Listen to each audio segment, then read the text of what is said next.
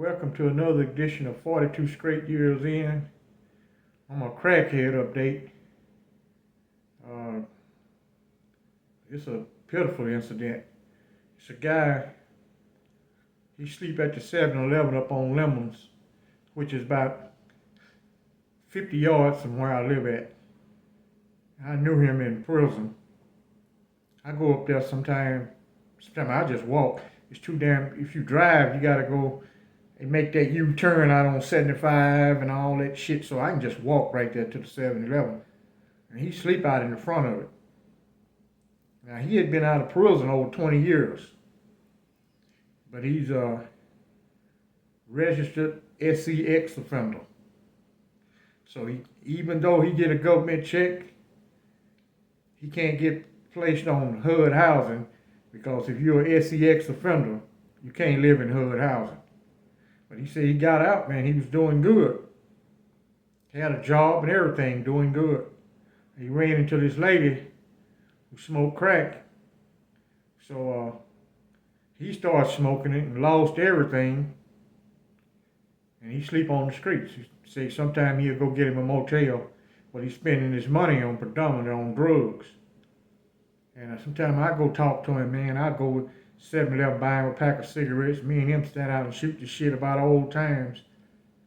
Well, they found him dead in the 7-Eleven bathroom. I don't know what it was, you're a street person. Most of the time, you've been on them drugs a long time. Your health's going to be bad. You're not eating right. You're not sleeping right. Plus, he's 68 years old. He's overweight. I don't know if coming out of all that heat and going in that bathroom with that air conditioner, if that cause of his demise. I don't know what happened. I don't know what the autopsy is going to say. But they found him dead in the 7-Eleven bathroom. That's my crackhead update. Y'all know what it is. Get your shanks out. And let's get ready to ride. I'm going to touch on Lion Willie for a minute. They came told Lion Willie at night. Well, at the time, I was working in Cat's office, so I'm the one I knew before anybody that he was leaving the prison. Well, all that information come through me first. And as soon as it came off the teletype, to place him on a chain to Huntsville, and Dallas County gonna pick him up. It's called, the reason given was conviction dismissed. So I go down to the cell block, and it's after rack time. That means all the inmates got to be in their housing area, locked up in their cell. I go up to his cell and tell him, hey man, you leaving in the morning. Man, he didn't appear to be that happy. For a man that got 325 years for something he didn't do, he didn't seem to be happy at all. And the next morning, when the bus come to Ramsey about 9 in the morning, before he make his turnaround back to Huntsville. And I walked to the bus with him, man. He looked like he was sad. He ain't never had no camaraderie like that. Something about inmates, most of the time if they down with you, they go all the way. To murder, whatever the hell you want to do, you're going to find some guy going to go all the way down with it. Don't make no difference, whatever it is. He ain't had no camaraderie like that. And those guys got to like him. He'd be over there playing the dominoes, talking shit. And he was telling me, man, tell all my domino partners, man, give my regards, man. I'm sure he's going to miss Johnny Armstrong. I told him, I said, hey, man, Johnny Armstrong going to be all right, man. And he was telling me all the way, hey, man, I ain't going to never forget you, man. I'm going to go by your mama house, too. And as soon as I get myself together, I'll start sending you money. Because my mother was putting money on his account. His family didn't do shit for him. You know what's ironic? He didn't snitch on that guy. But that guy got killed by Dallas police. He had it in his mind that he ain't going to prison. He went out in a firefight and they shot him in the rags. But Lion Willie didn't snitch on him. He could have got out of prison just as easy. Man, they robbed us. The guy had robbed the 7-Eleven and shot the store owner. You look at the old, they had these old CTV cameras, old grainy ass cameras. When I look in his court paper, they got a picture of that. Lion Willie is 5'6", weighed 130 pounds at the time. He weighed a little bit more now, but he weighed 130 then. You can look at this picture and tell this dude is over 6 feet tall and at least a good 180 to 200 pounds. That is not Lion Willie. But they convinced that jury some kind of way that he was the one who committed the robbery because he wouldn't snitch. That guy never tried to help Lion Willie or do shit. But he ended up losing his life through the Dallas Police Department. And, I had forgot about him. One day I got a letter from him. My mother would come visit me and tell me, hey, Lion Willie been by. He cut the grass for me. He hung around. Me and him went and ate together. Took him out to a restaurant. And my mother don't adapt. She ain't too friendly with too many damn people. But she knew, and everybody who knew this guy know he's not the kind of guy that's going to kill no damn body. He sure ain't going to rob nobody. He not going to do no shit like that. But he got out of prison. He worked for the city of Dallas. He ended up making supervisor in the water department, and that's why he retired there. He invested in the 401k. That's why his home is paid for. He got a 3-bedroom home in West Dallas, and he lived good as hell. He ain't not living bad at all. He not hurting for no money. But there's very few guys who think about the guys who they left in prison. They can be the best of homeboys. When this guy get out, he never try to help the other guy. But he was in prison, he'll die for that other guy. Go down with him on any kind of disciplinary, he didn't give a shit. When he get out, he won't help him. He don't never go by and look out for his family and nothing. Even the old fake ass gang members the same way. Majority of them get out, they don't look back and help the guys that's still locked up. They don't do shit for these guys.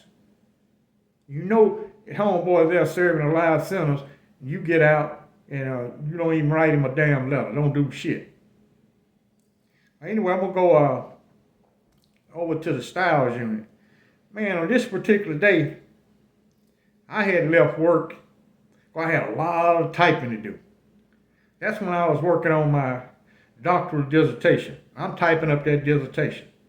It's 250 pages long, and that's the minimum. And got to be double spaced. No errors. Man, I'm frustrated. I go down and I lived out in the dormitory at the time. They go in the shower, because that's a blind spot. The dorms are full of cameras. The guards can see you, they can even talk to you. But you go in the shower, I was in one of the large dorms. The showers is split. Showers on this side, showers on that side, but a wall is between them. They got about 8 toilets, 5 urinals, 8 toilets, 5 urinals over on the other side. They can't see in that shower. That's why the guys go fight, smoke their weed, shoot dope, wherever they go up in that shower. They can't see you. And I kept going down to the shower, smoke me a cigarette, go back, and man, my mind wasn't into no damn typing. I just wasn't thinking, man. My mind way somewhere else. And they called chow. All the guys went to chow. Stiles to be one of the new maximum security prisons, because there's so many old guys over there. The food is pretty good. Anywhere it's a lot of old guys, the food gonna be better than where them young guys at, where it's predominant young guys. Man, come back from chow, so guys running through the door, all of them jumping on the toilets. I said, man, what the fuck? Why everybody got the shit at the same fucking time? Some dudes standing there running in place. Some shitting all over themselves. I said, man, what in the hell is going on? What it is, the kitchen workers so busy stealing, trying to cook hamburgers and steak sandwiches and all that shit to hustle, they wash the damn trays in cold water. They got a dishwashing machine. They got 2 of them in the dish room. They didn't even turn the hot water on. They washed them in cold water with no damn soap. So that done gave these guys food poisoning. Gave them the runs. They had extreme diarrhea. I'm talking about guys shitting everywhere. Guys standing there trying to hold it. Dude on the shitter just laying over, just shitting all his inside. And there's one fat butt boy was standing there. He said, man, y'all got to move out of the way, man. I got to use it too. Some dude told him, say, yeah, we know you can't hold your mud. You ain't got no lining left in your ass because that dude was fucking you last night. Then all of a sudden, it hit his motherfucking ass. He's standing there jumping on the shit. He said, shit, somebody must have hit you last night too. You shitting all over your damn self. The dude tell him, say, when I get through shitting, I'm going to whoop your motherfucking ass, you and your husband. Man, we had hell up in that. So finally, the guards looking at all this activity, seeing these guys running around. They looking at it on camera in all the dorms that was going on. So the dorms went and ate child first. Then they were going to feed the cell blocks. Man, so they called a sergeant. Sergeant asked what the hell was going on. Everybody say, man, it's food. Then gave him the flying shits. So he called over to the major. Major go talk to the warden. They shut the chow hall down and fed the rest of the guys Johnnies. And somebody, there's a lot of cell phones at Stiles. Somebody called the Beaumont, I think that's Beaumont Express, the newspaper in Beaumont. They called them and told them that all the inmates at Stiles got food poisoning. So they tried to interview the warden. The warden said, oh, there was a couple inmates had upset stomach. Man, the prison system, they're going to lie their ass off. They don't give a damn. You can give them photographic evidence and that warden will tell a damn lie. He ain't going to tell the truth. Now, if it's some shit going to get him fired, oh, he'll come on with it. He'll sacrifice one of them guards or sergeant if he's going to get his ass fired. But that was one inmate called in. Man, these guys, they shut the whole prison down. No school that afternoon, no vocational trades. Couldn't everybody, all them guys had to flying shit. Finally, they shitted all that whatever that was causing diarrhea out, and they called Rick at 6 o'clock that night. Man, some guys done shit on, you know, in a new prison, you can have your clothes with you. They call it necessities. At one of the old prisons, you better not get caught with no clothing item in your cell. I mean a towel, an extra pair of underwear, extra pair of socks, that's disciplinary. At the new prison, you can have that in your cell. When you go take your dirty clothes, they give you a clean roll. Sometimes they give you 2. If it's a weekend, they give you 3. They give you 3 pair of pants, 3 shirts, 3 underwear, 3 socks. So you can and 3 towels. You can have that in your cell. These guys done shitted up all their damn clothes. They over at the sink trying to wash all them shitty ass underwear and dry where they can have some underwear to put on. Boy, it was hell that particular day.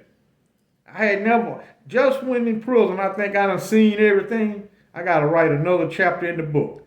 As long as I had been locked up, never seen no shit like that. I just was blessed. I said, damn, I'm glad I got money. But plus, I ain't got to eat the inmate food. When the warden get ready to eat, I am the one to go to the chow hall and get his food. Go to the officer's dining room. He got a special cook that cooks for him. I'm the one going to get the food. Naturally, I get a tray also. Well, he don't eat on trays. He eat on plates. Naturally, I get me a plate. I've been put my order in what I want. So I ain't got to eat no inmate food at all. Then I had a female guard who is his secretary. She go bring me any free world food I want. So I ain't never had to worry about eating. But that was a shitty day at the Stiles Unit in Beaumont, Texas. Yeah, y'all follow me over on Patreon. Like and subscribe. Keep your shanks ready. They still got a little money. They ain't looking at the ground digging up shit, but it's just a matter of time. Next week, they all will be broke again. They ain't even hanging at the 7-Eleven. They got some money. I just left 7-Eleven about 2 hours ago. With no hangouts there. Matter of fact, I went to 2 7-Elevens. Y'all like and subscribe, and I thank you for watching.